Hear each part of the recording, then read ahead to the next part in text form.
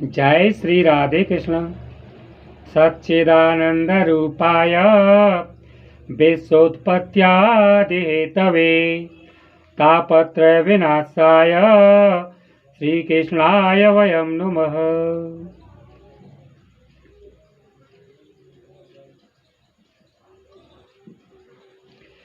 श्री कृष्ण गोविंद हरे मुरारे, हे नाथ नारायण वासुदेवा, तां चागतां भागवतार्थभूषां सुचारुवेषां ददृश्यो सदस्याः।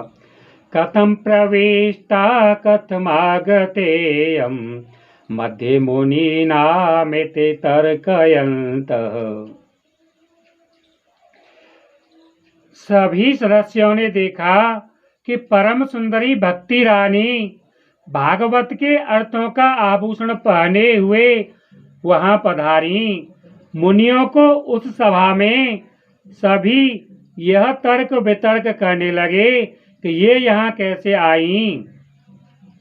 तो माता भक्ति देवी कैसे आई वहां। फिर से इसी को और दोहराते हैं कि भक्तों की समझ में श्रीमद् भागवत श्रवण करने का फल आ जाए। प्रत्येक श्लोक को सुनकर उसकी व्याख्या सुनने का, उसका अर्थ सुनने का फल समझ में आ जाए। क्या फल है इसका? तो सभी सदस्यों ने देखा कि परम सुंदरी भक्ति रानी भागवत के अर्थों का आभूषण पहने वहां पधारी।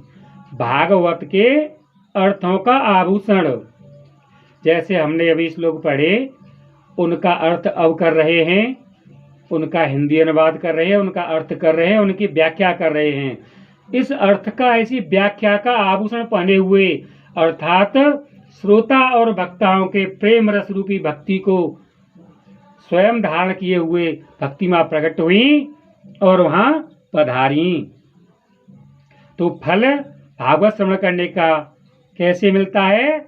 हर श्लोक का पाठ श्रवण किया जाए, उसका हिंदी अनुवाद, उसका अर्थ, उसकी व्याख्या श्रवण की जाए, तो माता भक्ति उस अर्थ के श्रवण करने से, उस व्याख्या के सुनने से प्रकट हो जाती हैं और वह अर्थ रूपी श्रृंगार करके ही, आभूषणों को धारण करके ही प्रकट होती हैं।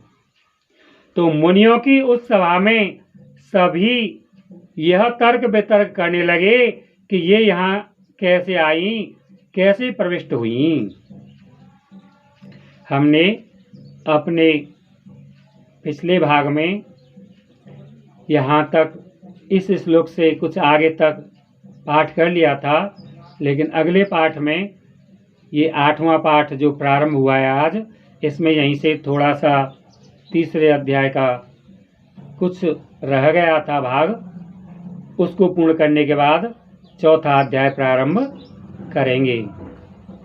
आप सभी श्रोताओं से हमारा अनुरोध है कि हमारे इस भागवत कथा के पाठ को आप श्रवण कर रहे हैं तो हमारे इस चैनल को, कृष्ण कृपा राधे कृपा चैनल को सब्सक्राइब करें और बेल आइकन दबाएं, ताकि अगला पाठ आपको समय से प्राप्त हो सके और आप अपने आप YouTube खोलते ही आपके मोबाइल पर यह पाठ दिखाई दे, यह वीडियो दिखाई दे और आप श्रवण कर लें। और हमारे वीडियो को लाइक भी करें ताकि YouTube से हमें सम्मान मिले। तो जो लोग हमारे इस पाठ को हमारे भारत देश में सुन रहे हैं वे भी, और जो दूसरे देश में सुन रहे हैं वे भी, उन सभी से हमारी प्रार्थना है कि हमारे चैनल को सब्सक्राइब करें। और कुछ शंका आपके दिल में उत्पन्न हो रही हो, और इसके अलावा हम ज्योतिष आचार्य हैं, जो कुछ आपको ज्योतिष के बारे में, अपने अपने परिवार के बारे में कुछ पूछना हो, तो हमारे मोबाइल नंबर 73 51 221 511, नंबर फिर से 73 51 221 511, इस नंबर पर आप हमें कभी भी कॉल कर सकते हैं। लेकिन यदि हम उस समय आपका कॉल न उठाएं, फ़ोन न उठाएं तो नाराज़ न होना, लेकिन समय मिलने पर हम इधर से आपको अवश्य ही कॉल करेंगे। ऐसी हमारी भावना है, ऐसा ही हमारा हृदय है। जो श्री कृष्ण का भक्त है, प्रेमी है, वह हमारा भी प्रेमी है। जय श्री राधे, जय श्री कृष्ण।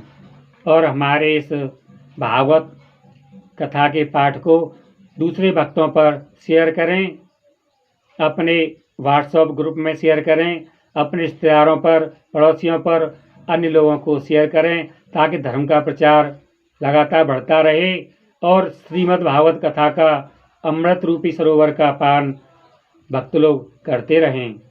जय श्री राधे, जय श्री कृष्ण।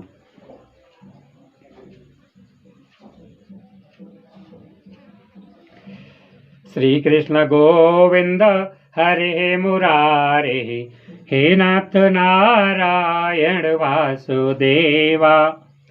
ऊचु कुमारा वचनं तदानीं, कथार्थ तो निष्पतिता गुणेयम्। ऊचु कुमारा वचनं तदानीं, कथार्थ तो निष्पतिता दुनेयम्। एवं गिरहसा ससुतानि सम्य, सनत्कुमारं निजगादनम्रा। अब ये कथा हमारी श्रीमद् भागवत महापुराण के प्रारंभ से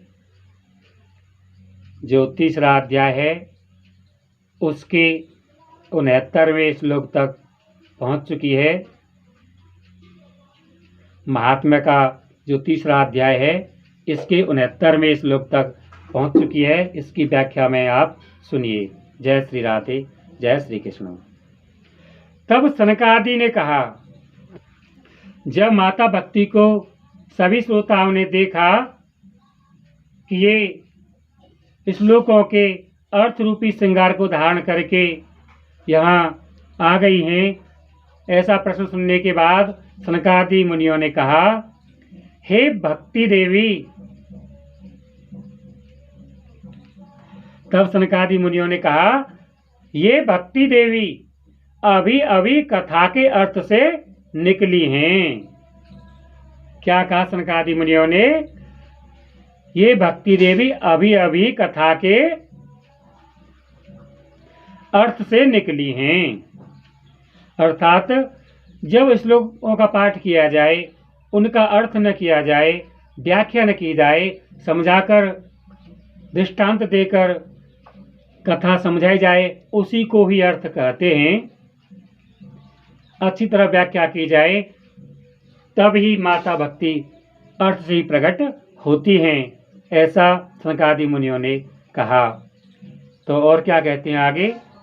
उनके ये वचन सुनकर भक्ति ने अपने पुत्रों समेत अत्यंत विनम्र होकर सनत कुमार जी से कहा। जब सनकादि मुनियों में श्रेष्ठ सनत कुमार जी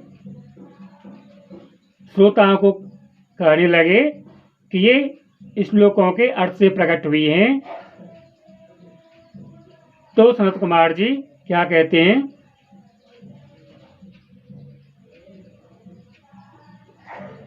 और सनत कुमार जी के कहने पर ये सब सुनकर माता भक्ति ने अपने पुत्रों समेत अत्यंत विनम्र होकर सनत कुमार जी से कहा।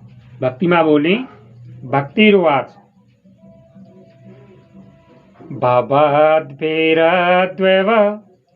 भवद्भिरद्वैव कृतास्मि पोष्टा, कलिप्रणाष्टापि कथारसेन, कवाहं तु तिष्ठाम्यधुना ब्रुवन्तो, ब्रह्मा इदं ताम गिरमुचिरेते, ब्रह्मा इदं ताम गिरमुचिरेते। तो माता भक्ति बोली, मैं कलयुग में नष्ट प्राय हो गई थी। आपने कथामृत से सींचकर मुझे फिर पुष्ट कर दिया। अब आप यह बताइए कि मैं कहाँ रहूं? यह सुनकर सनकादि ने उससे कहा, क्या कहा?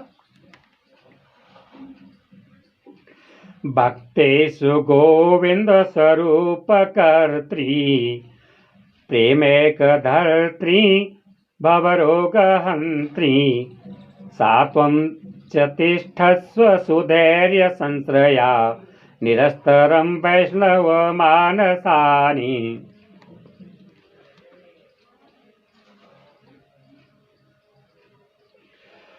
भक्ति माँ से कहा, तुम भक्तों को भगवान का स्वरूप प्रदान करने वाली, अनन्य प्रेम का संपादन करने वाली और संसार रोग को निर्मूल करने वाली हो।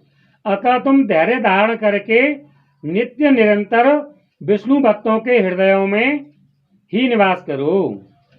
कहाँ स्थान बताया? तुम धैर्य धारण करके नित्य निरंतर विष्णु भक्तों के हृदयों में ही निवास करो, विष्णु भक्तों के हृदय में रहो।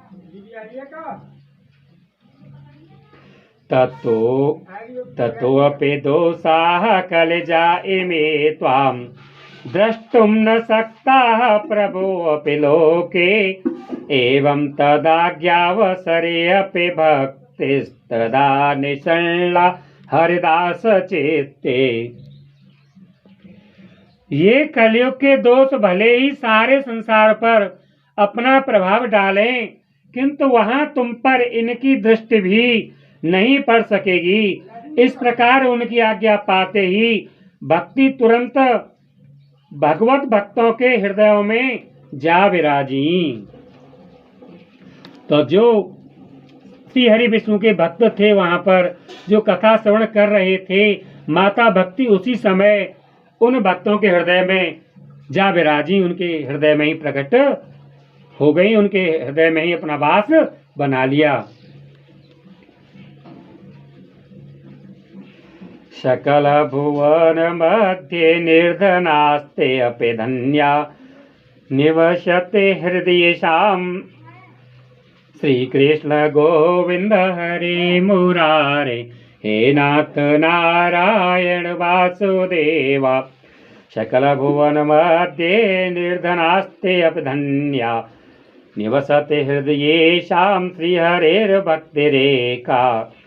हरिरपि निजालोकं सर्वथा तु विहाय परविशाते हृदये तेषां भक्तिसूत्रोपनद्यः।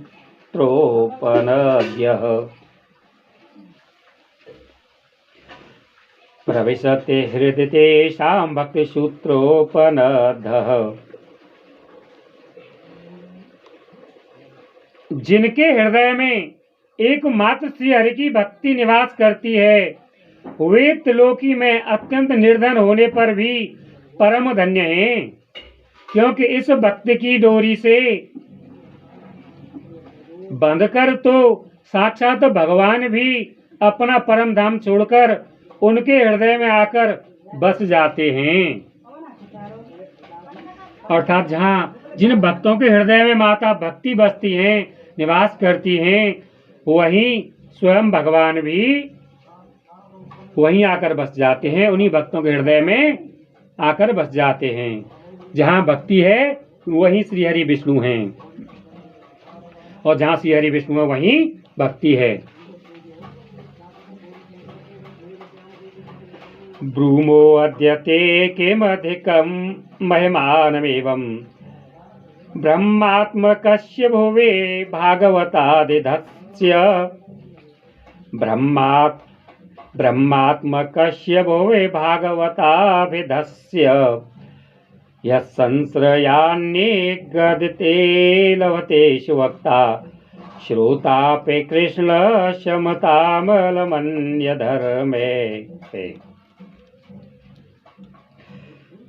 ब्रूमोद्यते किमधिकं महा श्रीकृष्ण गोविंद हरे मुरारे हे नाथ नारायण वासुदेवा।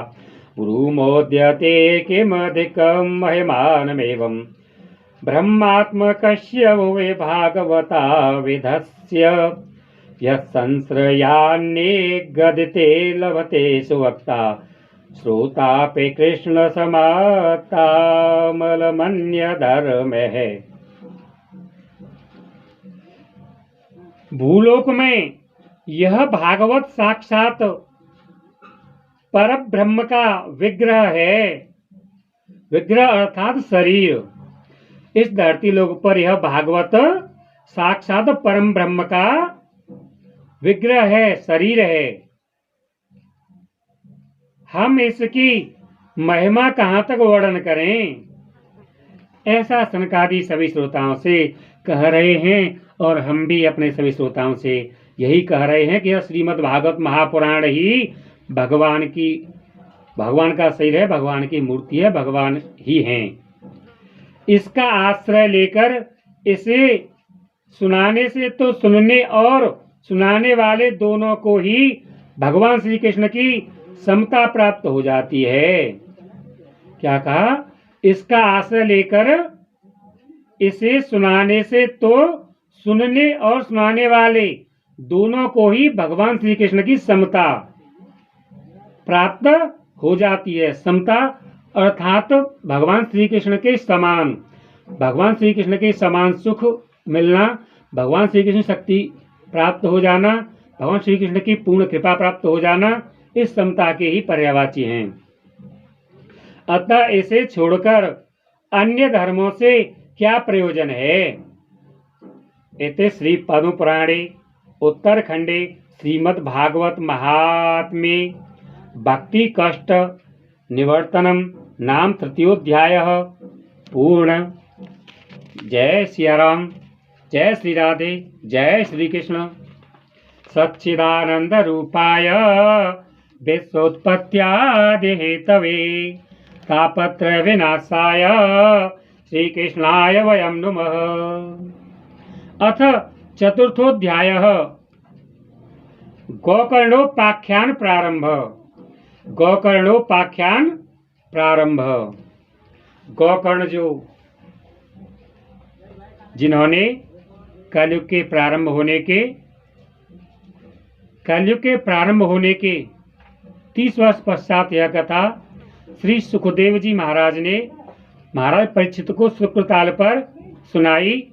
इसके 200 वर्ष पश्चात अर्थात कलयुग के 230 वर्ष बीत जाने के पश्चात यही कथा श्री सनत कुमार जी महाराज ने सनकादि मुनियों ने हरिद्वार में ब्रह्मांड घाट पर नारद जी के आग्रह पर सुनाई थी। कब? कलयुग के 230 वर्ष बीत जाने के पश्चात। और इसके और 30 वर्ष बीत जाने के पश्चात अर्थात कलयुग के 260 वर्ष बीत जाने के पश्चात यही कथा श्री गोकर्ण जी महाराज ने अपने भ्राता धुंधुकारी की मुक्ति हेतु सुनाई थी। और अब यही कथा कलयुग के 5125 वर्ष बीत जाने के पश्चात हम आप सभी श्रोताओं को यही कथा लगभग 2 महीने से लेकर 12 महीने के मध्य में प्रारंभ कर चुके हैं और पूरी कर पाएंगे। आप सभी श्रोताओं को सुना रहे हैं। सच्चिदानंद रूपाय विश्वोत्पत्त्यादि हेतवे तापत्रय विनाशाय श्री कृष्णाय वयं नुमः। सूतवाच। तब सूत जी महाराज कहते हैं, हे 88,000 ऋषियों, हे शौनक जी,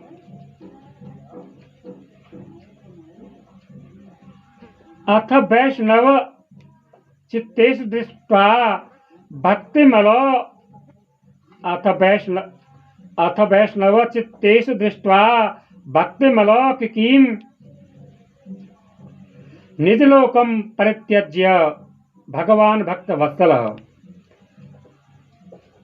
अथ वैष्णव चित्तेषु दृष्ट्वा भक्तिमलौकिकीं निजलोकं परित्यज्य भगवान भक्तवत्सलः। सूत जी महाराज कहते हैं, हे मुनिवर, उस समय अपने भक्तों के चित्त में अलौकिक भक्ति का प्रादुर्भाव हुआ। देख, प्रादुर्भाव हुआ देख भक्तवत्सल श्री भगवान अपना धाम छोड़कर वहां पधारे।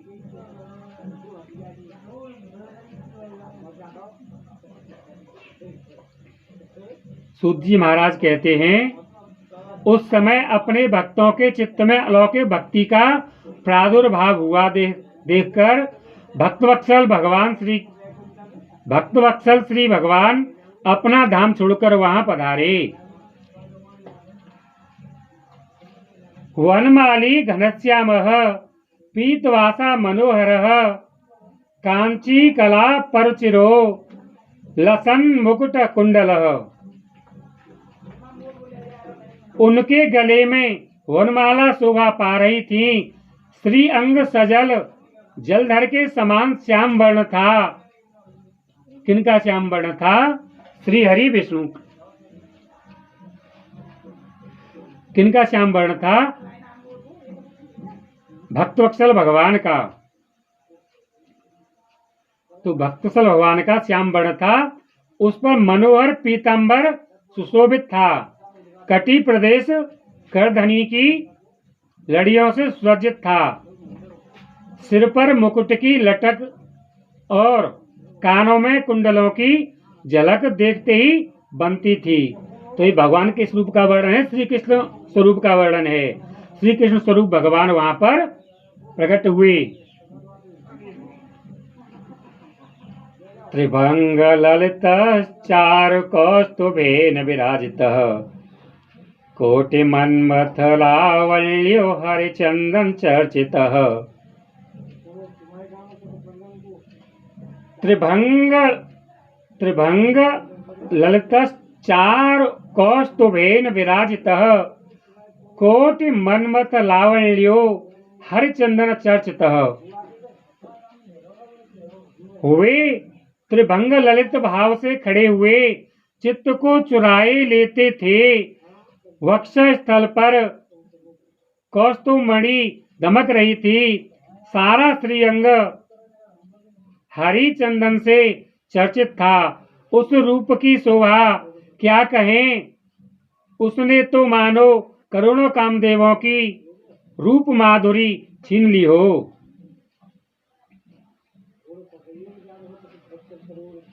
परमानंद चिन्मूर्ते मधुरो मुरलीधर परमानंद चिन्मूर्ते मधुरो मुरलीधर आविवेश स्वभक्तानां हृदयान्यमलानि च। वे परमानंद चिन्मूर्ति मधुर अति मधुर मुरलीधर ऐसी अनुपम छवि से अपने भक्तों के निर्मल चित्तों में आविर्भूत हुए।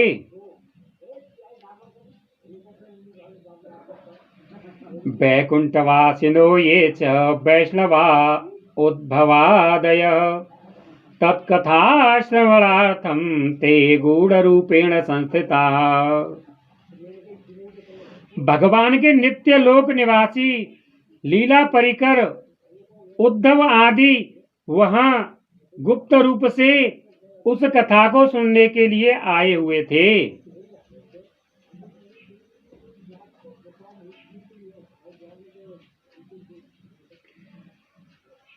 तो उद्धव जी महाराज भी इस कथा को सुनने के लिए गुप्त रूप से आए हुए थे।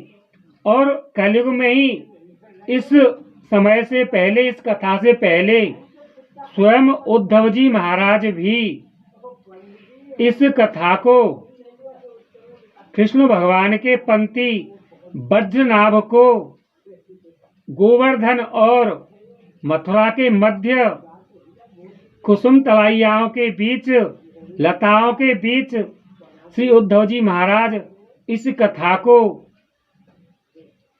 श्री सुखदेव जी महाराज की कथा को सुनाने से पहले उद्धव जी महाराज इस कथा को वज्रनाभ और प्रभु श्री कृष्ण की महारानियों पत्नियों को मुक्ति हेतु सुना चुके थे। लेकिन फिर भी जब उद्धव जी महाराज ने सुना कि यही श्रीमद् भागवत महापुराण की कथा ब्रह्मांड घाट पर हरिद्वार में सनकादि मुनियों द्वारा सुनाई जा रही है, तो वे भी इस कथा को सुनने के लिए वहां पधारे। अर्थात इससे यह आशय निकलता है, जो स्वयं कथावाचक हो उन्हें भी कहीं कथा हो रही हो तो सुनने के लिए जाना चाहिए। जैसे कि कल के प्रथम प्रवक्ता, प्रथम आचार्य उद्धव जी महाराज भी इस कथा को सुनने के लिए ब्रह्मांड घाट पर हरिद्वार में पधारे थे सुनने के लिए। उसी प्रकार अन्य आचार्यों को भी यहाँ कथा हो रही हो सुनने के लिए जाना चाहिए।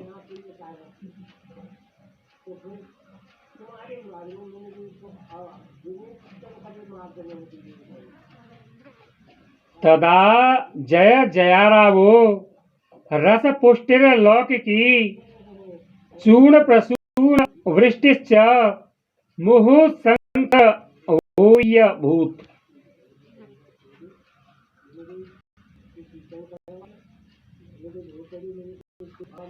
प्रभु के प्रकट होते ही और जय हो की ध्वनि होने लगी। उस समय भक्ति का अद्भुत प्रवाह चला। बार बार अबीर गुलाल और पुष्पों की वर्षा तथा शंख ध्वनि होने लगी।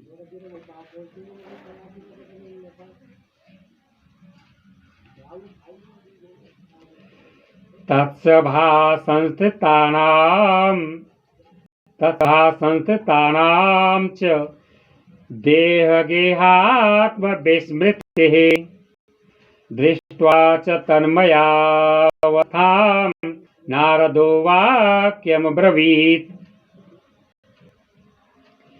उस सभा में जो लोग बैठे थे उन्हें अपने देह गेह अर्थात घर, देह अर्थात अपने शरीर, अपना शरीर और अपना घर और अपनी आत्मा की भी कोई सुधि न रही। उस सभा में जो लोग बैठे थे उन्हें अपने शरीर की, अपने घर की और अपनी आत्मा की कोई सुधि न रही।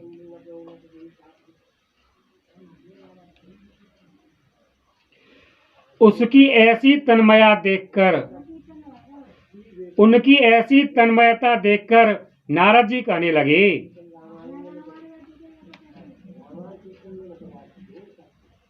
सच्चिदानंद रूपाय विश्वोत्पत्त्याय हेतवे तापत्रय विनाशाय श्री कृष्णाय वयं नमः। यह श्लोक जो हमने अभी बोला, यह श्रीमद् भागवत महापुराण का संपुट है। इसे कभी कभी बार बार भी बोला जा सकता है और बोलना चाहिए। श्री कृष्ण गोविंद हरे मुरारे हे नाथ नारायण वासुदेवा अलौकिकोऽयं महिमा मुनीश्वरः सप्ताह जन्योऽद्य विलोकितो मया सप्ताह जन्योऽद्य विलोकितो मया मूढाः सठाये पशुपक्षिणो अत्र सर्वे अपि निष्पापतमा भवन्ति। मुनीश्वर गण, आज सप्ताह श्रवण की मैंने यह बड़ी ही अलौकिक महिमा देखी।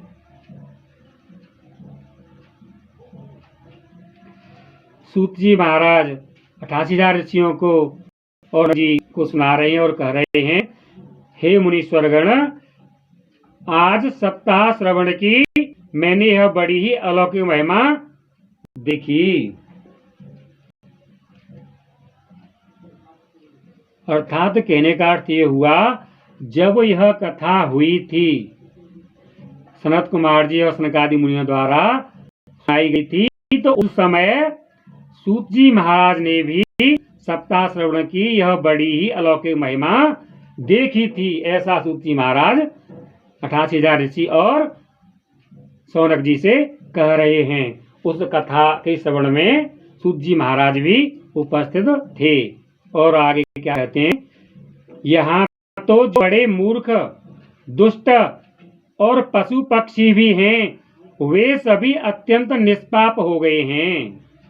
तो कथा सुनने वाले वहां पर जो भी जीव उपस्थित थे, जो मनुष्य मूर्ख भी थे वे भी, जो दुष्ट भी थे वे भी, और जो पशु थे या पक्षी थे वे सभी अत्यंत निष्पाप हो गए हैं। निष्पाप अर्थात उनके पाप नष्ट हो गए हैं। कैसे हो गए? श्रीमद् भागवत महापुराण के श्लोकों का श्रवण करने से, श्लोकों को सुनने से, अनुवाद, व्याख्या और अर्थ को सुनने से वे सभी निष्पाप हो गए, उनके सारे पाप नष्ट हो गए हैं। ऐसा सूत जी महाराज ने उस समय वहां देखा। और इस समय जब सूत जी महाराज कथा सुना रहे हैं, तब ऐसा ठाकुर ऋषियों को और सौनक जी को कह रहे हैं।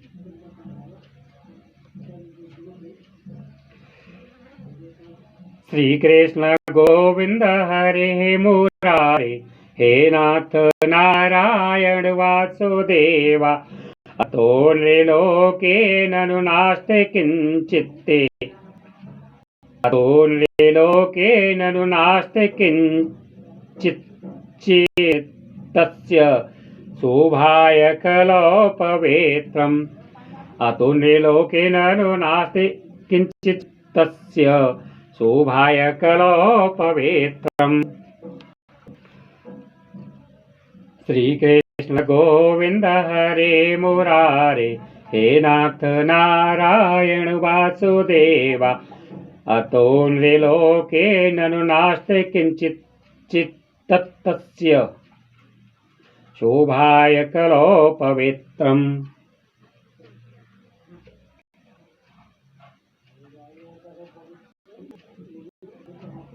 अतो नृलोके ननु नास्ति किंचिच्चित्तस्य शोधाय कलौ पवित्रम्। अघोघ विध्वंसकरं तथैव कथा समानं भुवि नास्ति चान्यत्। अतः इसमें संदेह नहीं कि कलिकाल में चित्त की शुद्धि के लिए इस भागवत कथा के समान मृत्युलोक में पाप पुंज का नाश करने वाला कोई दूसरा पवित्र साधन नहीं है।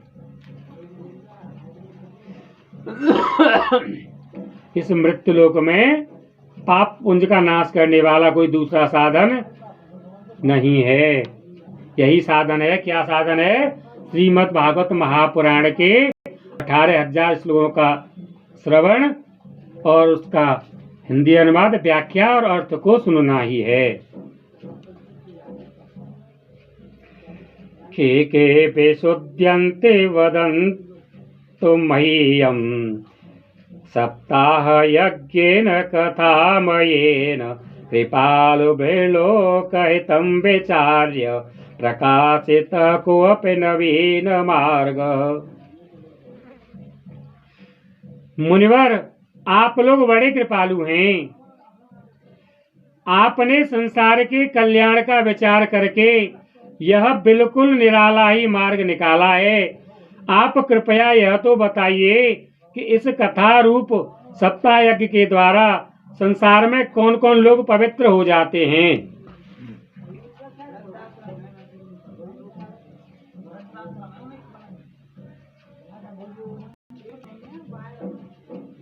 यहाँ जो तक श्लोक पढ़े ये सूतवास्ता सूत जी महाराज ने कहा था।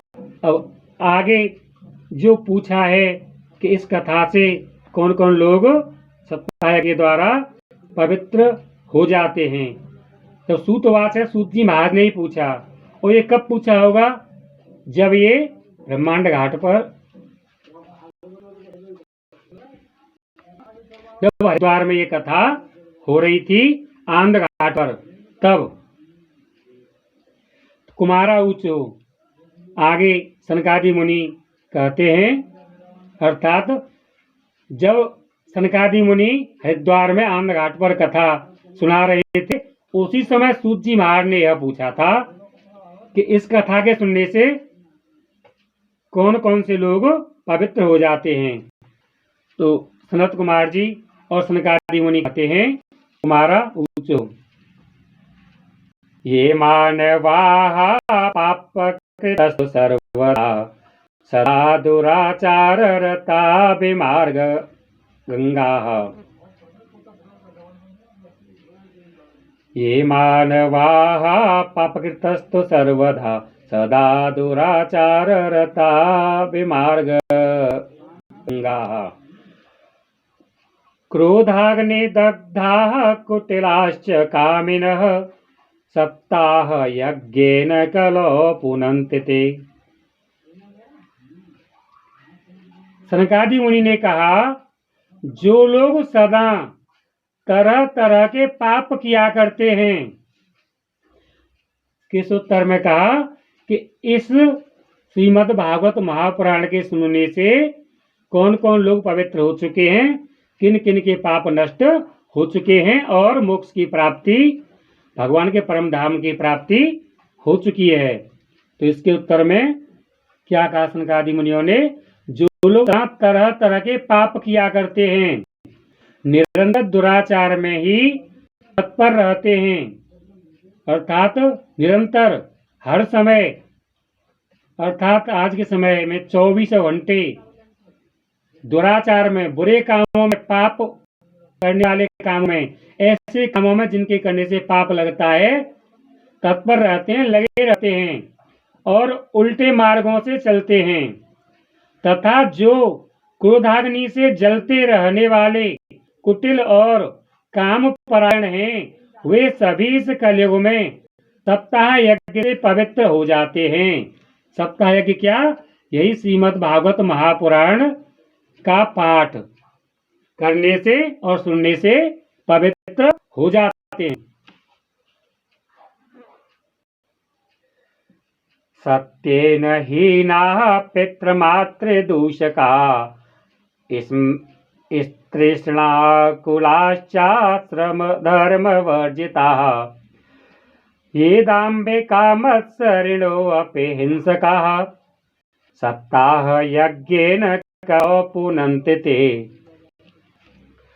सत्येन हीनाः पितृमातृ दूषका तृष्णाकुलाश्चाश्रम धर्म वर्जिताः ये दाम्भिका मत्सरिणो अपि हिंसकाः सप्ताह यज्ञेन कलौ पुनन्ति ते।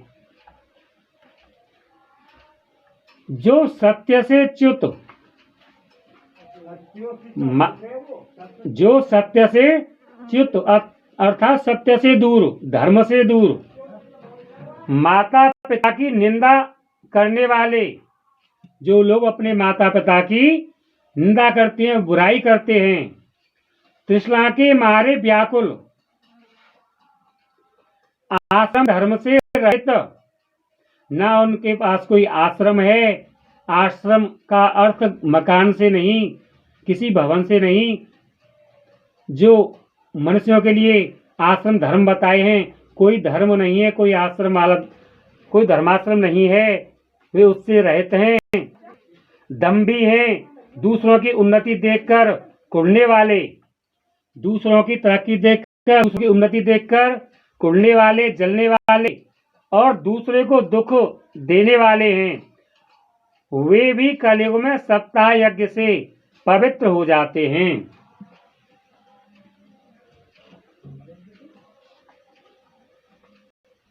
पंचोग्र पापाश्च लक्षत्मकारिणः क्रूराः पिशाचाएव निर्दयाश्च ये ब्रह्मास्वपुष्टा व्यभिचारकारिणः सप्ताह यज्ञेन कलौ पुनन्ति ते। जो मदिरापान अर्थात शराब पीते हैं, ब्रह्म हत्या, जिन्होंने ब्राह्मण की हत्या किया, ब्राह्मण का वध किया है, सुवर्ण की चोरी, जिन लोगों ने सोना चुराया है, सोने की चोरी की है, गुरु स्त्री गमन, अपने गुरु की पत्नी के साथ कुकर्म किया है, और विश्वासघात, किसी से वादा करके वादा न निभाया हो वह विश्वासघात किया है। तो ये 5 महापाप करने वाले छल, छद्मपरायण, क्रूर पिशाचों के समान निर्दयी, ब्राह्मणों के धन से पुष्ट होने वाले, ब्राह्मणों के धन से पुष्ट होने वाले अर्थात ब्राह्मणों के साथ बेईमानी करके धन छीनने वाले, चोरी डकैती करके ब्राह्मणों का धन छीनने वाले या ब्राह्मण का किसी प्रकार का धन उन्हें न देकर उसका अपने लिए प्रयोग करने वाले जो व्यभिचारी हैं वे भी कलयुग में सप्ताह यज्ञ से पवित्र हो जाते हैं। और विश्वासघात अर्थात पहले जो वादा कर दिया, किसी से वचन दे दिया और समय आने पर वादा फेल कर दें, अपना वचन फेल कर दें। जैसे किसी को किसी समय पर किसी की पुत्री के विवाह के लिए या अन्य किसी कार्य के लिए विवाह से कुछ दिन पहले धन देने का वादा कर दिया, फिर अंतिम समय आने पर उससे मना कर दें कि हम तुम्हें धन नहीं दे सकते, अब हमारे पास धन नहीं है। ऐसा ही विश्वासघात या अन्य किसी प्रकार का विश्वासघात करने वालों को अगला जन्म किन्नर का मिलता है, हिजड़ों का मिलता है इस पाप से। तो आज कलयुग में हिजड़ों की संख्या इसलिए बढ़ती जा रही है कि जो लोग विश्वासघात करते हैं अगले जन्म में उन्हें किन्नर का, हिजड़े का जन्म मिलता है। ऐसे पाप वाले मनुष्य ही इस श्रीमद् भागवत महापुराण के श्रवण से पाप मुक्त हो जाते हैं।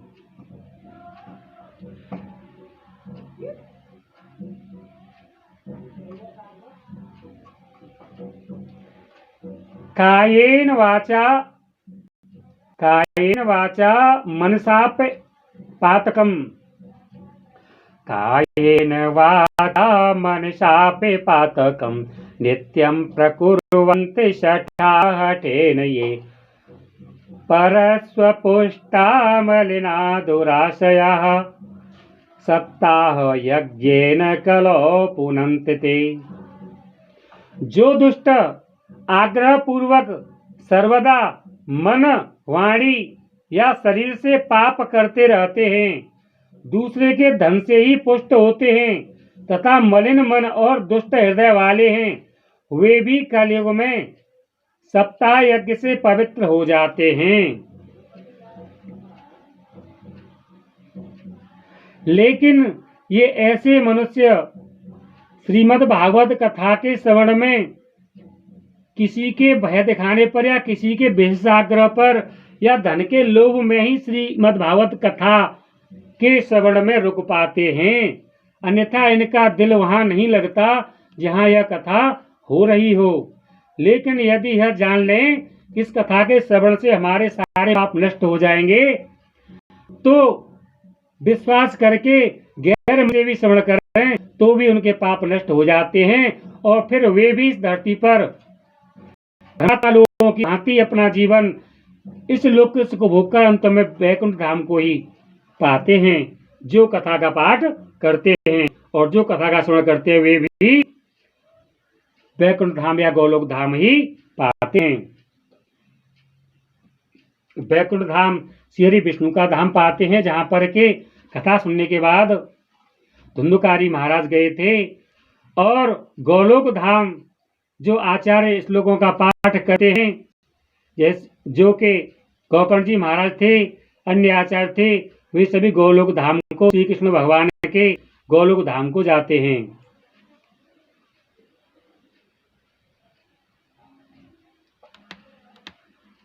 सप्ताह यज्ञेन कलो पुनन्ति ते अत्र ते कीर्तयिष्याम इतिहासं पुरातनम्।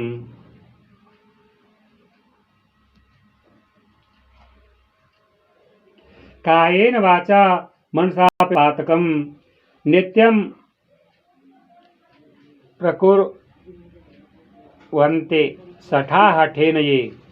कायेन वाचा मनसा पातकम नित्यं प्रकुर्वन्ते शठा हठेन ये परस्वपुष्टा मलिना दुराशयाः सप्ताह यज्ञेन कलौ पुनन्ति ते। फिर से इसी व्याख्या को दोहराते हैं। जो दुष्ट आग्रह पूर्वक सर्वदा मन, वाणी या शरीर से पाप करते रहते हैं, दूसरे के धन से ही पुष्ट होते हैं तथा मलिन मन और दुष्ट हृदय वाले हैं, वे भी कलयुग में सप्ताह यज्ञ से पवित्र हो जाते हैं और प्रभु का धाम प्राप्त करते हैं। अब प्रभु के धाम वैकुंठ धाम भी है जहाँ भगवान विष्णु रूप में विराजते हैं, और प्रभु का धाम गोलोक धाम भी है जहाँ पर के श्री कृष्ण भगवान कृष्ण रूप में विराजते हैं।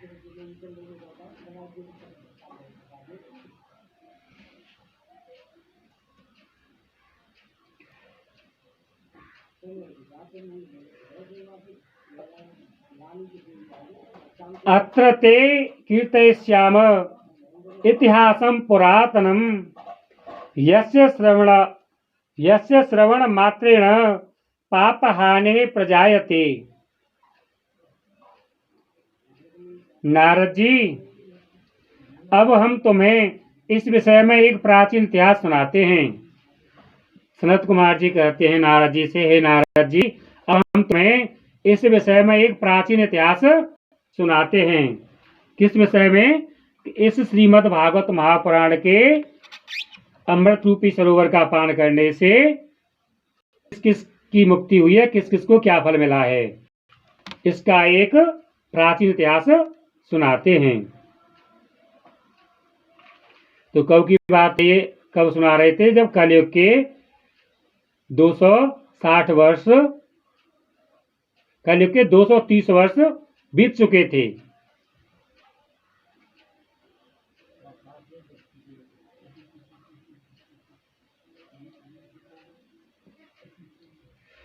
उसके सुनने से ही सब पाप नष्ट हो जाते हैं।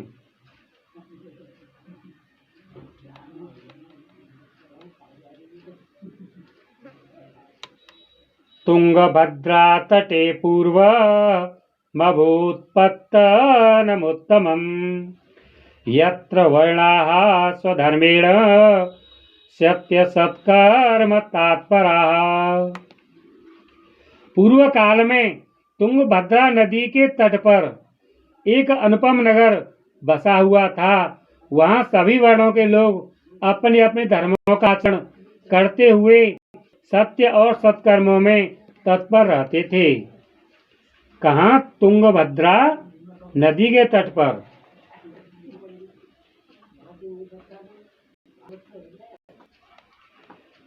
आत्मदेव पुरे तस्मिन् सर्ववेद विशारदः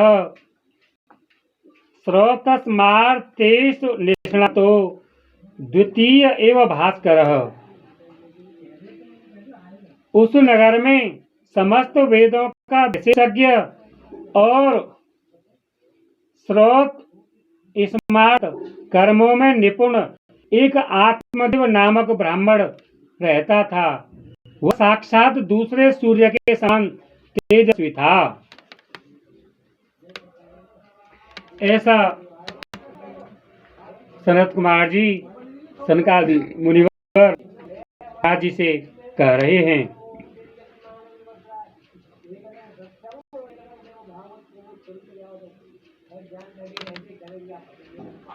भिक्षुको वित्त वांगलोके तत्प्रिया धुंधुली स्मृता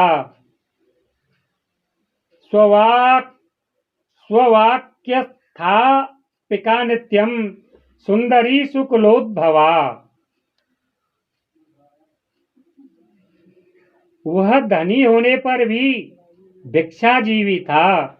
आत्मदेव ब्राह्मण धनी होने पर भी भिक्षाजीवी था। उसकी प्यारी पत्नी धुंधुली कुलीन एवं सुंदरी होने पर भी सदा अपनी बात पर अड़ जाने वाली थी।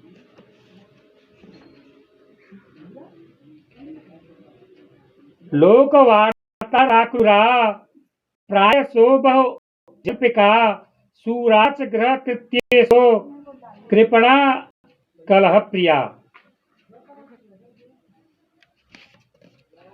उसे लोगों की बात करने में सुख मिलता था। स्वभाव था क्रूर, प्रायः कुछ न कुछ बकवाद करती रहती थी। गृह कार्य में निपुण थी, कृपण थी और थी झगड़ालू भी। कौन थी? धुंधुली, आत्मदेव महाराज की पत्नी।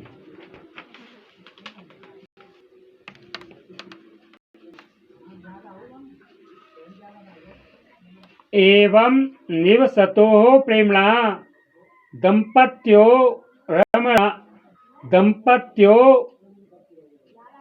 रममाणयोः। एवं निवसतोः प्रेम्णा दंपत्यो रममाणयोः। अथाः कामस्तयो रासन्न सुखाय गृहादिकम्। इस प्रकार ब्राह्मण दंपत्ति प्रेम से अपने घर में रहते और विहार करते थे। उनके पास अर्थ और भोग विलास की सामग्री बहुत थी। घर द्वार भी सुंदर थे, परंतु उससे उन्हें सुख नहीं था।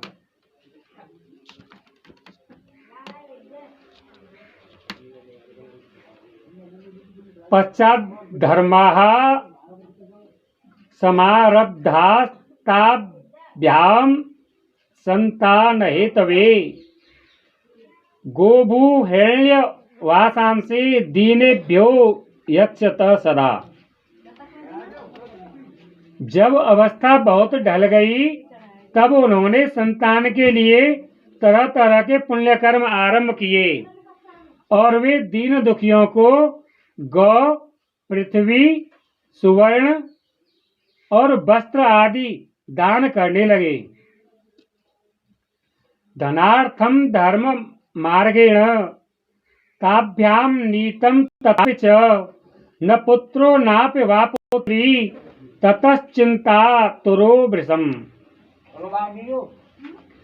इस प्रकार धर्म मार्ग में उन्होंने अपना आधा धन समाप्त कर दिया, तो भी उन्हें पुत्र या पुत्री किसी का भी मुख देखने को न मिला। इसलिए अब वह ब्राह्मण बहुत ही चिंतातुर रहने लगा। एकदास द्विजो दुःखात् गृहं त्यक्त्वा वनं गतः मध्याह्ने तृषितो जातस्तडागं समुपेयवान्। एक दिन वह ब्राह्मण देवता बहुत दुखी होकर घर से निकलकर वन को चल दिया। दोपहर के समय उसे प्यास लगी, इसलिए वह एक तालाब पर आया।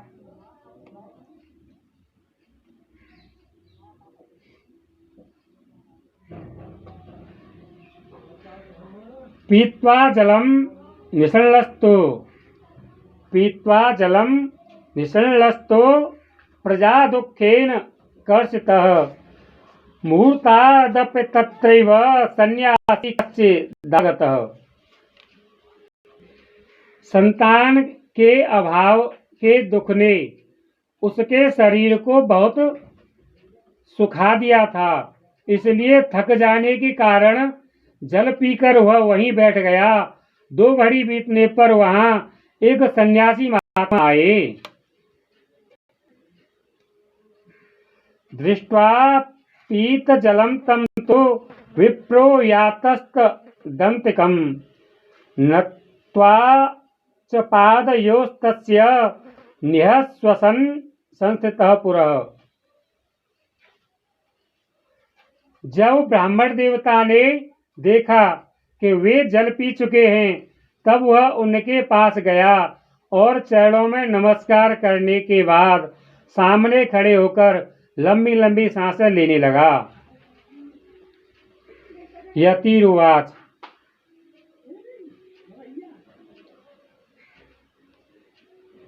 कथम रोदिसि विप्रत्वं काते चिंता बलीयसी वदत्वं सत्वरं मह्यं स्वस्य दुःखस्य कारणम। सन्यासी ने पूछा, कहो ब्राह्मण देवता, रोते क्यों हो? ऐसी तुम्हें क्या भारी चिंता है? तुम जल्दी ही मुझे अपने दुख का कारण बताओ। ब्राह्मणवाच, किम ब्रवीमि ऋषे दुःखम, किम ब्रवीमि ऋषे दुःखम पूर्व पापेन संचितम मदीयः पूर्वजास्तोयम कवोष्ण मुप भुंजते।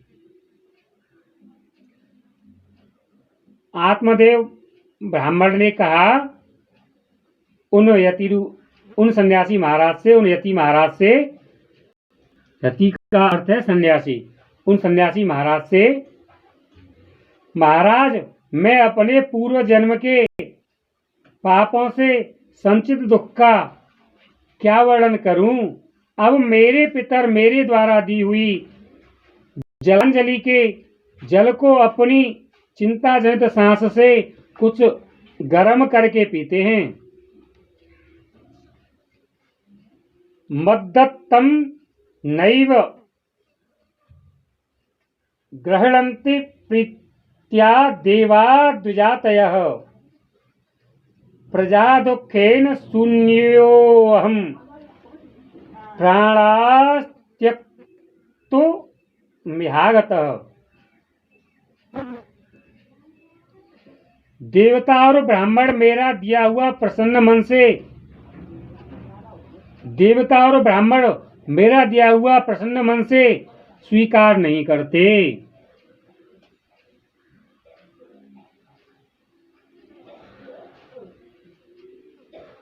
संतान के लिए मैं इतना दुखी हो गया हूं कि मुझे सब सूना ही सूना दिखाई देता है।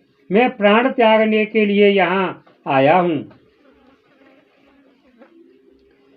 दिग्जीवितम प्रजाहीनम दिग्गृहम च प्रजाम विना दिग्धनम चानपत्यस्य दिक्कुलम संततिम विना।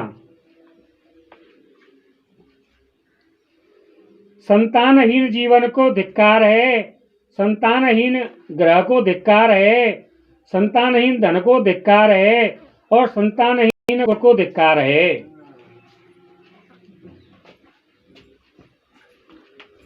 पाल्यते या मया धेनुः सावन्ध्या सर्वथा भवेत् यो मया रोपितो वृक्षः सोऽपि वन्ध्यत्वमाश्रयेत्। मैं जिस गाय को पालता हूँ वह भी सर्वथा बांझ हो जाती है। जो पेड़ लगाता हूँ उस पर भी फल फूल नहीं लगते। आत्मदेव ब्राह्मण की कैसी स्थिति थी कि ना तो उनकी संतान थी और जो वे गाय पालते थे वह भी बांझ रह जाती थी और जो पेड़ लगाते थे उस पर भी फल और फूल नहीं लगते थे, क्योंकि उनके घर में संतान नहीं थी।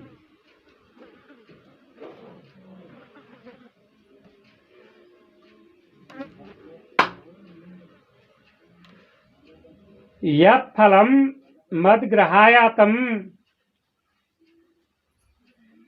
यत् फलम मद्ग्रहायातम तच्च शीघ्रं विनश्यति निर्भाग्यस्यान पश्यस्य किमतो जीवितेन मे।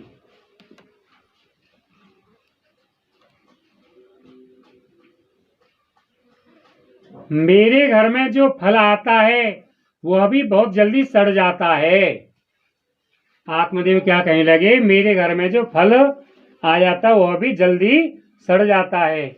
जब मैं ऐसा अभागा और पुत्रहीन हूं तब फिर इस जीवन को ही रखकर मुझे क्या करना है। इत्युक्त्वा रुरोधोच्चैस्तत्पार्श्व दुःख पीडितः। इत्युक्त्वा रुरोधोच्चैस्तत् पास स्वं दुःख पीडितः तदा तस्य यथेश्चित्ते करुणाभूत गरीयसी। यों कहकर वह ब्राह्मण दुख से व्याकुल हो उन सन्यासी महात्मा के पास फूट फूट कर रोने लगे। तब उन यतिवर के हृदय में, उन सन्यासी महाराज के हृदय में बड़ी करुणा उत्पन्न हुई। तद्भालाक्षरमालां च वाचयामास योगवान् सर्वं ज्ञात्वा यतिः पश्चाद्विप्रमुचे सविस्तरम्। वे योगनिष्ठ थे, वे यति महाराज, वे सन्यासी महाराज योगनिष्ठ थे। उन्होंने उसके ललाट की रेखाएं देखकर सारा वृत्तांत जान लिया और फिर उसे विस्तार पूर्वक कहने लगे। सन्यासी ने कहा, यतिरुवाच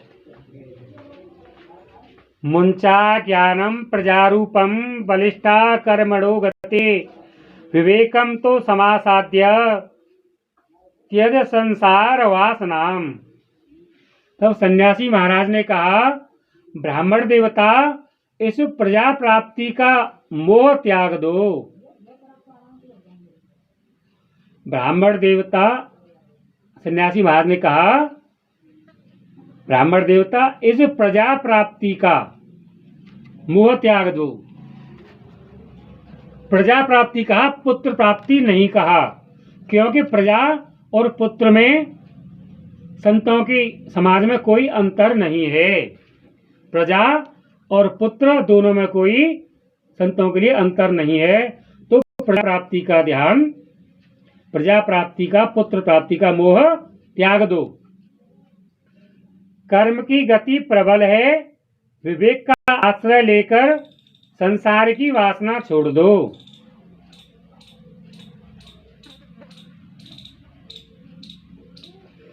शृणु विप्र मया ते अद्य प्रारब्धं तु विलोकितं सप्त जन्मावधि तव पुत्रो नैव च। हे विप्रवर, सुनो, मैंने इस समय तुम्हारा प्रारब्ध देखकर, तुम्हारा पिछले जन्म का और अब तक का सब कर्म देखकर निश्चय किया है कि 7 जन्म तक तुम्हारे कोई संतान किसी प्रकार नहीं हो सकती।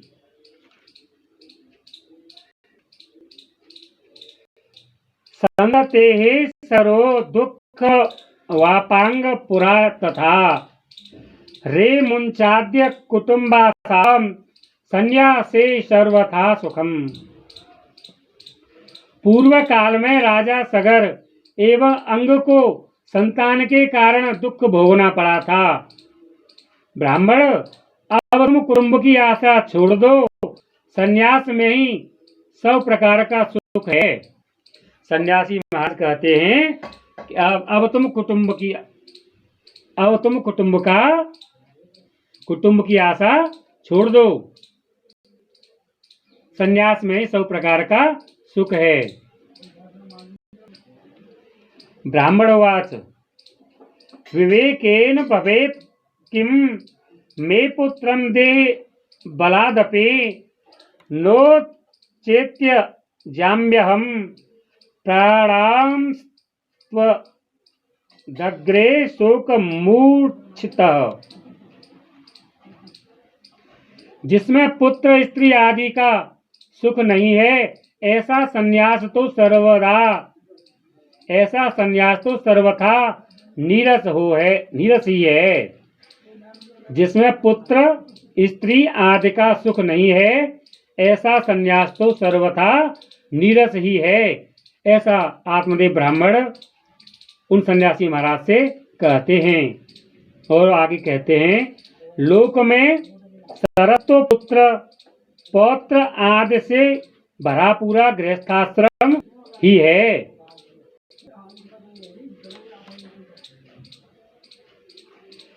इति विप्राग्रहं दृष्ट्वा प्राब्रवीत्स तपोधनः चित्रकेतुर्गतः कष्टं विदलेख विमार्जनात्।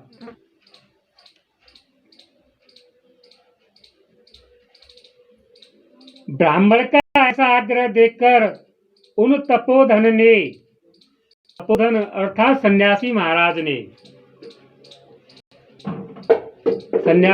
ने कहा, उन तपोधन महाराज ने कहा, भ्राता के लेख को मिटाने का हठ करने से राजा चित्रकेतु को बड़ा कष्ट उठाना पड़ा था।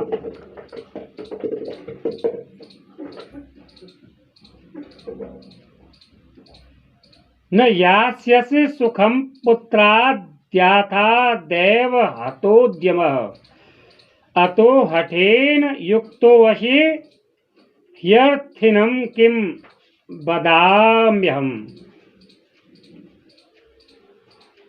इसलिए दैव जिसके उद्योग को कुचल देता है, उस पुरुष के समान तुम्हें भी पुत्र से सुख नहीं मिल सकेगा।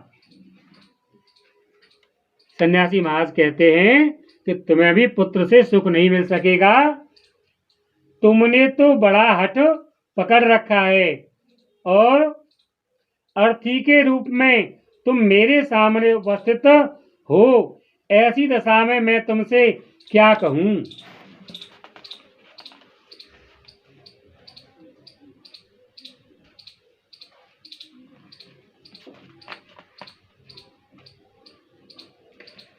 अर्थी के रूप में अर्थात मरे हुए के समान तुम मेरे सामने हो, तो ऐसे में मैं तुमसे और क्या कहूं।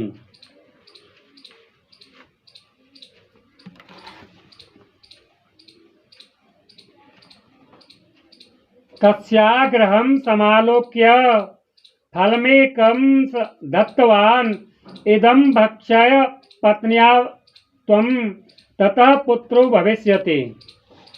जब महात्मा जी ने देखा कि यह किसी प्रकार अपना आग्रह नहीं छोड़ता, तब उन्होंने उसे एक फल देकर कहा, इसे तुम अपनी पत्नी को खिला देना, इससे उसके एक पुत्र होगा। उन सन्यासी महाराज ने आत्मदेव ब्राह्मण का अगला पिछला जन्म आत्मदेव महाराज जी का पिछला जन्म का कर्म देखकर जानकर कि 7 जन्म में तुम्हारे संतान नहीं है, लेकिन जब उन्होंने देख लिया कि ये फांसी लगाकर मरने वाले हैं, आत्मदाह करने वाले हैं, तो इस ब्राह्मण को मरने से बचाया जाए, ब्रह्म हत्या देखने से बचा जाए कि मेरे सामने ये अपना आत्मदाह करेंगे। तो अब उन्होंने क्या किया, उन्हें एक फल दिया कि तुम इस फल को अपनी पत्नी को खिला देना, इससे उसके एक पुत्र होगा।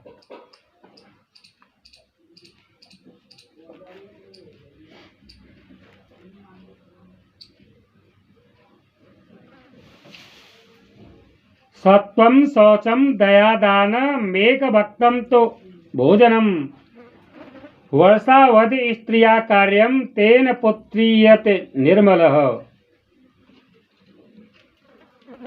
तुम्हारी स्त्री को 1 साल तक सत्य, शौच, दया, दान और एक समय एक ही अन्न खाने का नियम रखना चाहिए। यदि वह ऐसा करेगी तो बालक बहुत शुद्ध स्वभाव वाला होगा। क्या कहा यति महाराज ने, सन्यासी महाराज ने, इस फल को तो अपनी पत्नी को खिला देना और तुम्हारी स्त्री को 1 साल तक सत्य, शौच, दया, दान,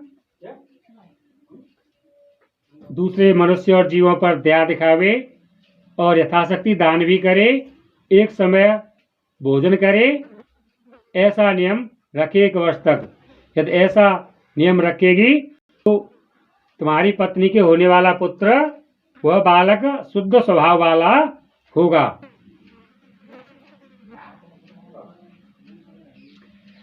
इसमें अभी तक ये निश्चित नहीं हुआ कि आत्मदेव और धुंधुली जो निसंतान थे, इसमें किसका दोष था कि वे निसंतान थे, धुंधुली का दोष था या आत्मदेव का दोष था।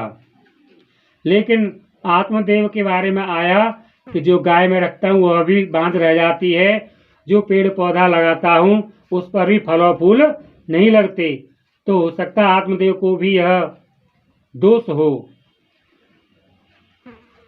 आगे इसमें कुछ समझ आएगा, उसको फिर से प्रकट करके कहेंगे, श्रोताओं को सुनाएंगे। और श्री कृष्ण भगवान से हमारी यही प्रार्थना है कि हमारे मन में शंका उठे या श्रोताओं के मन में शंका उठे, उसका निराकरण भी हमारे प्रभु श्री कृष्ण भगवान हमारे वचनों द्वारा, हमारे शब्दों द्वारा निराकरण, उसका समाधान करवा दें।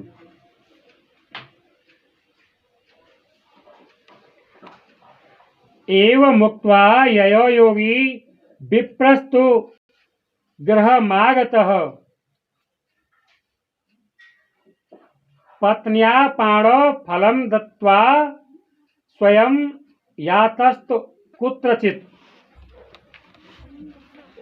यों कहकर वे योगीराज, वे यति महाराज, वे सन्यासी महाराज, वे योगीराज चले गए और ब्राह्मण अपने घर लौट आया। वहां आकर उसने वह फल अपनी स्त्री के हाथों में दे दिया और स्वयं कहीं चला गया। वह आत्मदेव ब्राह्मण उस फल को अपनी पत्नी के हाथ में देकर चले गए। फिर से यों कहकर योगीराज तो चले गए, ब्राह्मण अपने घर लौट आया, वहां आकर उसने वह फल अपनी स्त्री के हाथों में दे दिया और स्वयं कहीं चला गया। फल देकर आत्मदेव जी महाराज ने अपनी पत्नी धुंधुली से क्या कहा, कुछ कहा ऐसा तो अभी तक नहीं आया, आगे आएगा उसमें स्पष्ट हो जाएगा। तरुणी कुटिला तस्य सख्यग्रेच रुरोधः। तरुणी कुटिला तस्य सख्यग्रेच रुरोधः। अहो चिंता ममोत्पन्ना फलम चाहम न भक्षये। उसकी स्त्री तो कुटिल स्वभाव की थी ही। वह रो रो कर अपनी एक सखी से कहने लगी, सखी ये तो बड़ी चिंता हो गई, मैं तो यह फल नहीं खाऊंगी। आगे इसमें आया कि धुंधुली ने कहा अपनी सखी से कि मैं तो ये फल नहीं खाऊंगी। तो अर्थात आत्मदेव जी ने उस फल को खाने के लिए धुंधुली से कह दिया होगा कि इसे खाने से तुम्हें संतान होगी। इसके बाद धुंधुली ने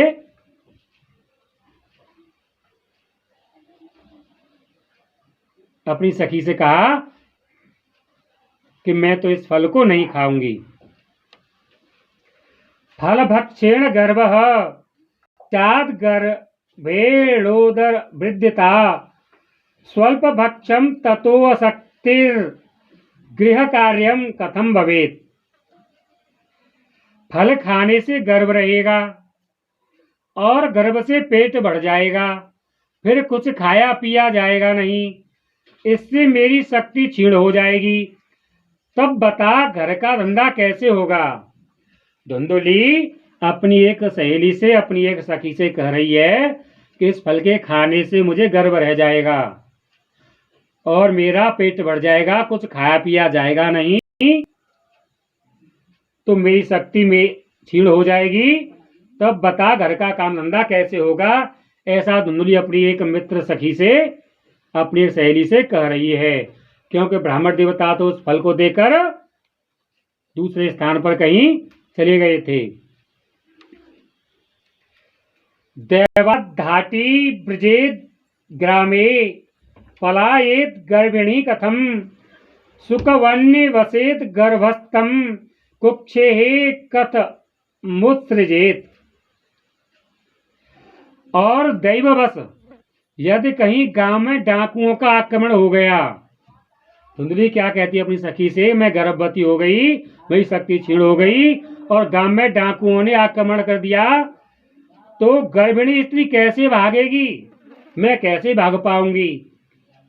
यदि सुखदेव जी की तरह यह गर्भ भी पेट में ही रह गया। सुखदेव जी 12 वर्ष तक अपनी माँ के गर्भ में रहे थे। ऐसा सोचकर वह धुंधली सोच रही है और कह रही है कि यह गर्भ भी पेट में ही रह गया, तो इसे बाहर कैसे निकाला जाएगा।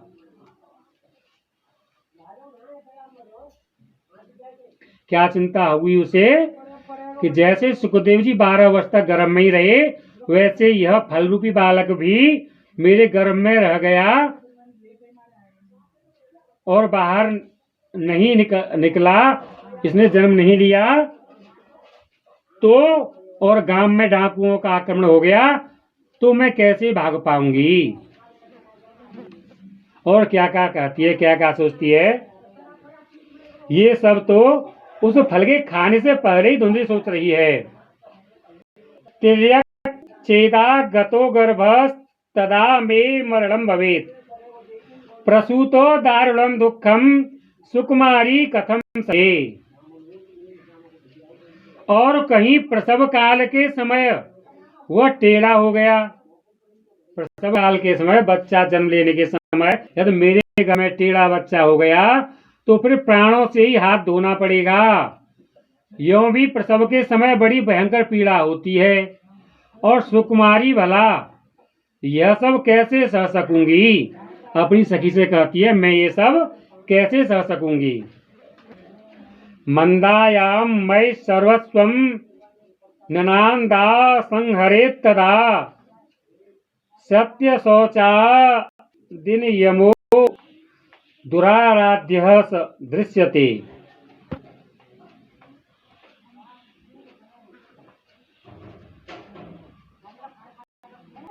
मैं जब दुर्बल पड़ जाऊंगी, तब ननद रानी आकर घर का सब माल मता समेट ले आएंगी, और मुझसे तो सत्य शौच आदि नियमों का पालन होना भी कठिन हो जाना पड़ता है।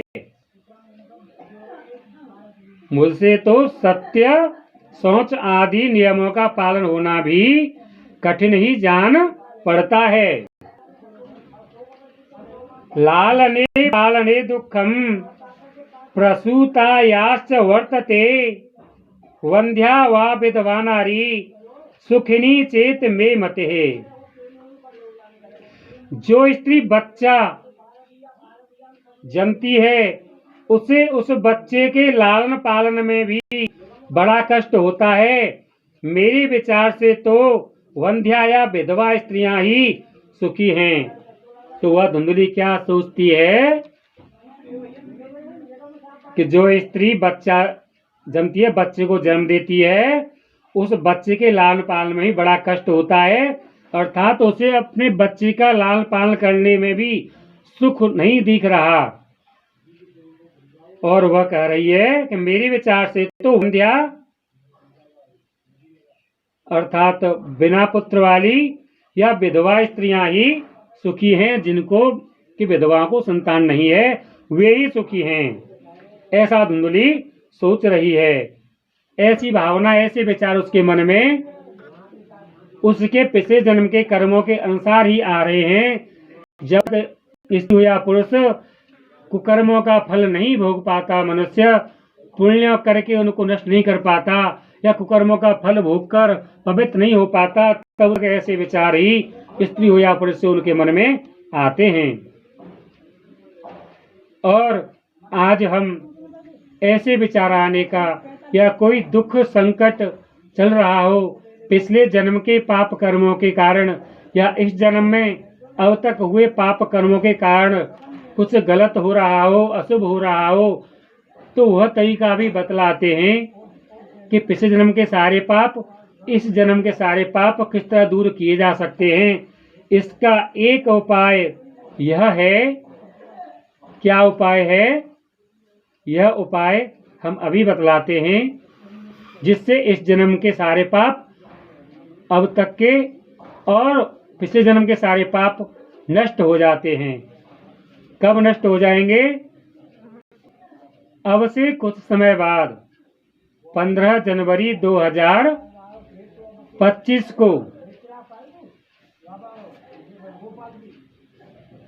जब महाकुंभ का स्नान प्रयागराज में गंगा यमुना सरस्वती के संगम पर होगा और वह 15 जनवरी 2025 से लेकर के संक्रांति से लेकर के राम नवमी तक चलता है।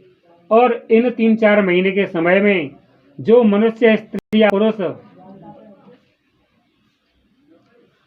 किसी पवित्र तिथि में अमावस्या के दिन या पूर्णमासी के दिन या एकादशी के दिन या भगवान के किसी भी जन्म दिवस पर या किसी विशेष पर्व पर कुंभ स्नान प्रयागराज में संगम में कर लेगा तो वो पिछले जन्मों के सारे पाप और इस जन्म के जाने अनजाने में हुए, पिछले जन्म में जाने अनजाने में हुए पाप जब संगम में प्रयागराज में कुंभ के समय और पवित्र मुहूर्त में, शुभ मुहूर्त में स्नान करेंगे तो सारे पाप नष्ट हो जाएंगे, नष्ट हो जाएंगे, नष्ट हो जाएंगे एक बार कुंभ स्नान करने पर। तो ये कुंभ स्नान कब प्रारंभ होगा?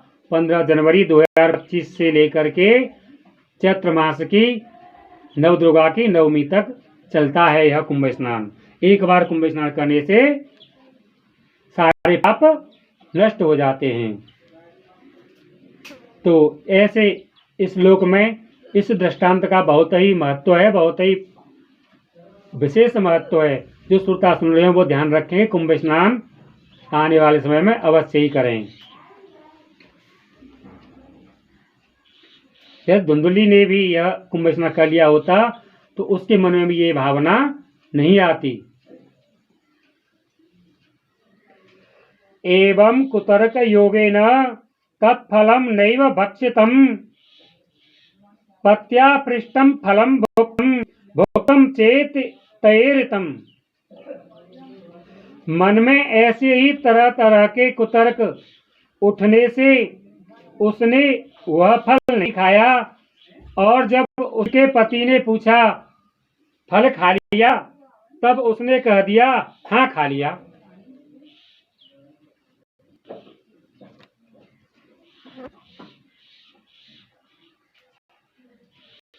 एकदा भगिनी तस्यास्तद् गृहं स्वेच्छया गता तदग्रे कथितं सर्वं चिंतेयं महती में।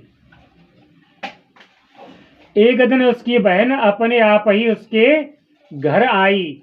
तब उसने अपनी बहन को सारा वृत्तांत सुनाकर कहा कि मेरे मन में इसकी बड़ी चिंता है। सारा वृत्तांत सुनाया अपनी बहन को। कौन सा वृत्तांत? कि उसके पति आत्मदेव जी महाराज ने जो फल धुंधली को दिया था कि इस फल को तुम खा लो, ग्रहण कर लो, तुम गर्भवती हो जाओगी और हमें संतान की प्राप्ति होगी। यह सारा वृत्तांत।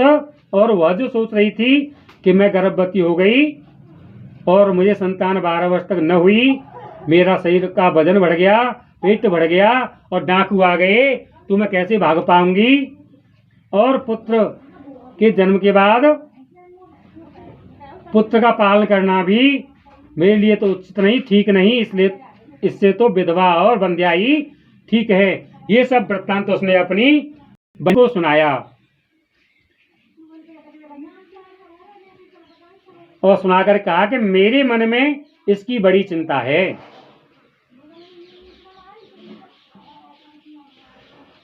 दुर्बला तेन दुखेन ह्यनुजे करवाण किम साब्रवीन मम गर्भो अस्ति तम दास्यामि प्रसूतितः।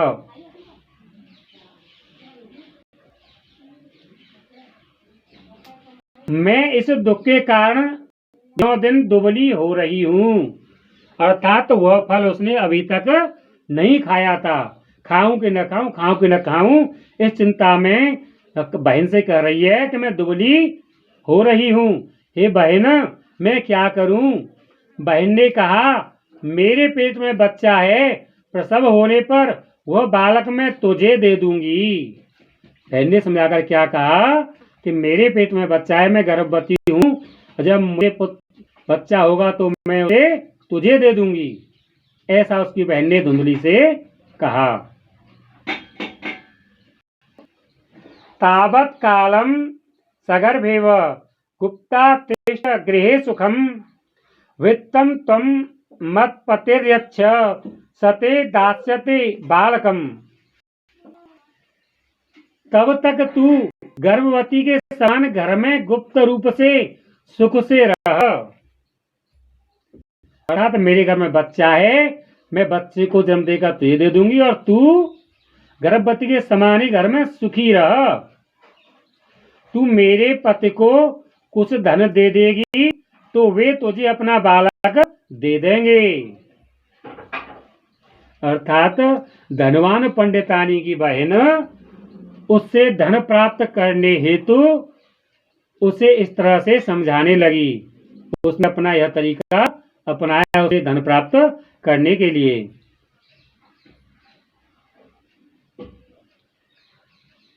षाण्मासिको मृतो बाल इतलोको बधिष्यति। षाण्मासिको मृतो बाल इतलोको बधिष्यति। तं बालं पोषयिष्यामि नित्यमागत्य ते गृहे। हम ऐसी युक्ति करेंगी, धुंधली की बहन धुंधली से कहती है कि हम दोनों मिलकर ऐसी युक्ति अपनाएंगे कि जिसमें सब लोग यही कहें कि इसका बालक 6 महीने का होकर मर गया।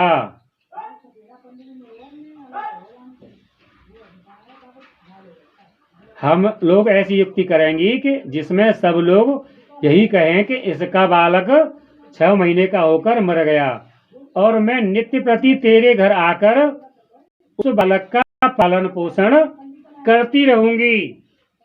धुंधली की बहन ने क्या कहा कि मैं अपने बालक को तो तेरे घर पहुंचा दूंगी अपने पति के द्वारा और तू उन्हें कुछ धन दे देना और मैं जनता को सभी लोगों को ये दिखाऊंगी कि मेरा बालक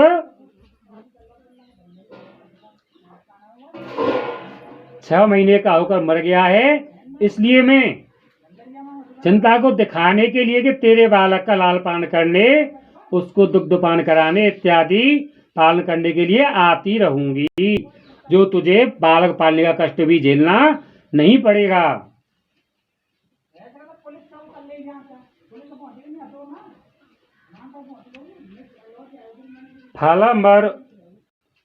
फलमर्पय धेन्वै त्वं परीक्षार्थं तो साम्प्रतं तत्तदा चरितं सर्वं तथैव स्त्री स्वभावतः।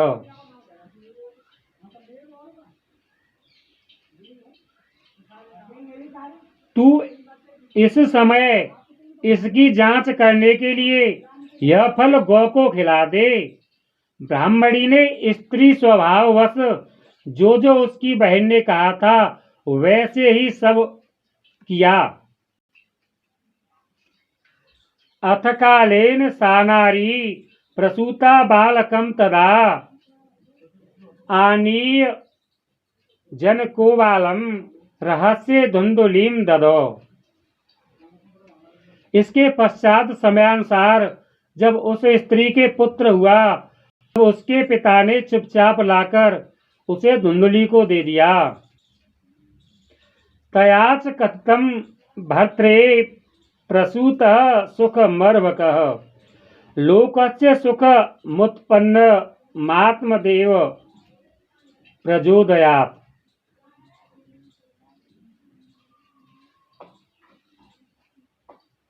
और उसने आत्मदेव को सूचना दे दी कि मेरे सुखपूर्व बालक हो गया है। इस प्रकार आत्मदेव के पुत्र हुआ सुनकर सब लोगों को बड़ा आनंद हुआ। ददोदाम दुजातिभ्यो जात कर्म विधाय च गीतवादित्र घोषो भूत दद्वारे मंगलम बहु। ब्राह्मण ने जात कर्म संस्कार करके ब्राह्मणों को दान दिया और उसके द्वार पर गाना बजाना तथा अनेक प्रकार के मांगलिक कृत्य होने लगे।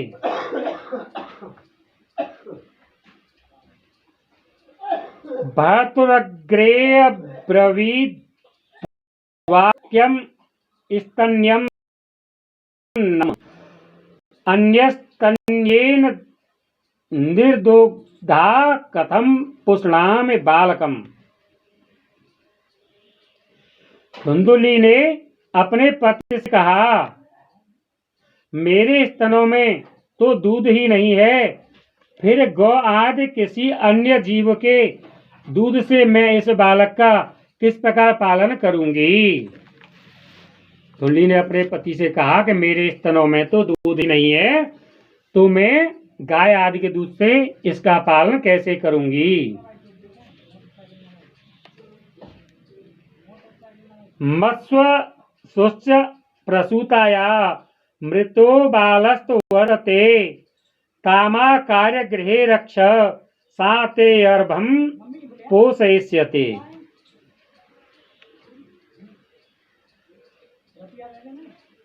तो और क्या कहा धुंधुली ने अपने पति से, मेरी बहन के अभी बालक हुआ था, वह मर गया है, उसे बुलाकर अपने यहाँ रख लें तो वह आपके इस बच्चे का पालन पोषण कर लेगी।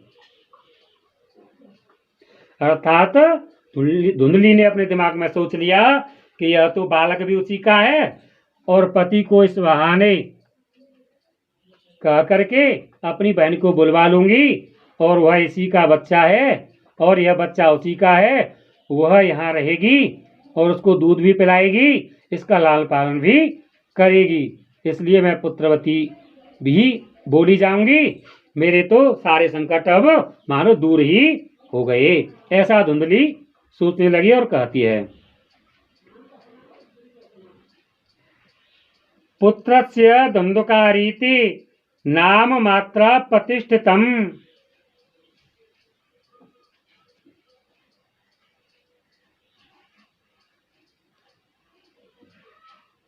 पतिना तत्कृतं सर्वं पुत्ररक्षण हेतवे पुत्रस्य धुंधुकारीति नाम मात्रा प्रतिष्ठितम।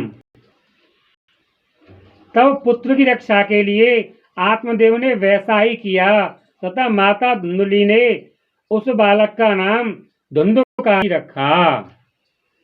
आत्मदेव की पत्नी धुंधुली ने अपनी बहन से जो पुत्र लिया और अपना बताया पतिदेव को और सारे नगर निवासियों को, और उसका नाम क्या रखा, धुंधुकारी रखा। मेरा नाम धुंधुली है और मेरे पुत्र का नाम धुंधुकारी। त्रिमासे निर्गते चाथ साधेनु सुसुवेर्वकम सर्वांग सुंदरम दिव्यम निर्मलम कनक प्रभम। इसके बाद 3 महीने बीतने पर उस गौ के भी एक दिव्य निर्मल तथा सुवर्ण की सी कांति वाला था। तो धुंधुकारी के जन्म के 3 महीने के बाद उनकी जो गौ बंध्या थी, जो बांझ थी, उसने भी 3 महीने बाद एक बालक को जन्म दिया।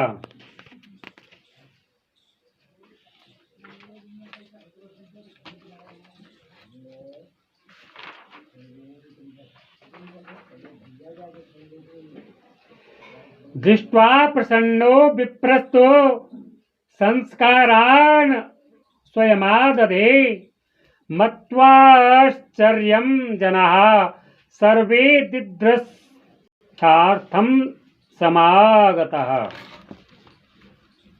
दृष्ट्वा प्रसन्नो विप्रस्तो संस्कारान् स्वयमादधे मत्वा आश्चर्यं जनाः सर्वे दिदृक्षार्थम समागताः।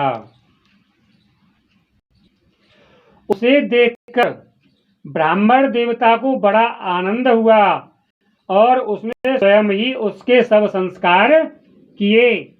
इस समाचार से और सब लोगों को भी बड़ा आश्चर्य हुआ और वे बालक को देखने के लिए आए। भाग्योदयो ध्वजात आत्मदेवस्य पश्यत धेन्वा बाल प्रसूतस्तो देवरूपीत कौतुकम।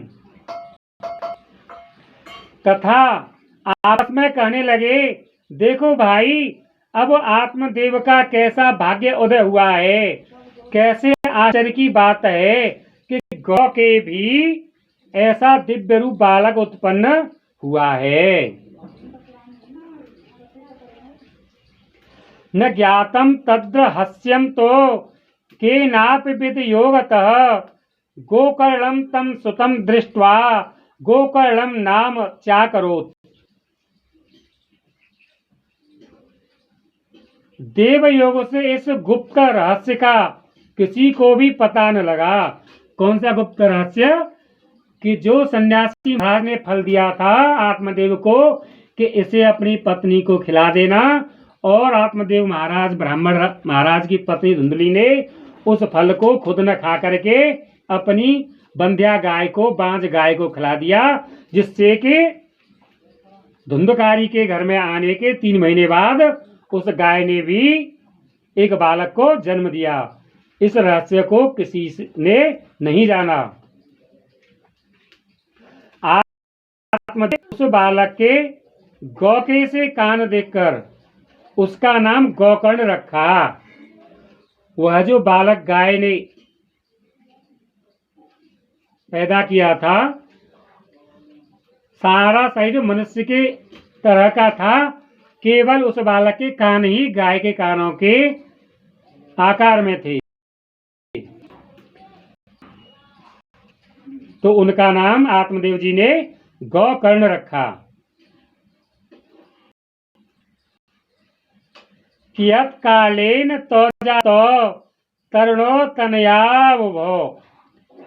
कियत् कालेन तौजातो तरुणो तनयावुभो गोकर्ण पंडितो ज्ञानी धुंधकारी महाखलः। कियत् कालेन तौजातो तरुणो तनयावुभो गोकर्ण पंडितो ज्ञानी धुंधकारी महाखलः। कुछ काल बीतने पर वे दोनों बालक जवान हो गए। उनमें गोकर्ण तो बड़ा पंडित का अर्थ होता है ज्ञानवान, विद्वान। पंडित का अर्थ होता है ज्ञानवान अर्थात विद्वान। तो गोकर्ण तो ज्ञानवान था, विद्वान था और ज्ञानी था, किंतु धुंधकारी बड़ा ही दुष्ट निकला। क्यों? गोकर्ण तो वैसे पालन करता तो गोकर्ण के माता पिता आत्मदेव, माता धुंधली और गौ माता, ये तीनों हुए, और वे सन्यासी महाराज भी। तो फल जो दिया था सन्यासी महाराज ने दिया था, उसको गर्भ में धारण गौ माता ने किया था। इसलिए गोकर्ण किसी पापात्मा के, वह फल और गोकर्ण किसी पापात्मा से युक्त नहीं हुआ। इसलिए वह महान ज्ञानी और वह यति महाराज का, सन्यासी महाराज का आशीर्वाद स्वरूप ही था, इसलिए महान ज्ञानी हुआ। और धुंधकारी, जिसके जन्मदाता माता पिता धुंधली की बहन और उसके पति थे, तो इस कारण से और जो भी कुछ होता है उनके कर्मों का फल था।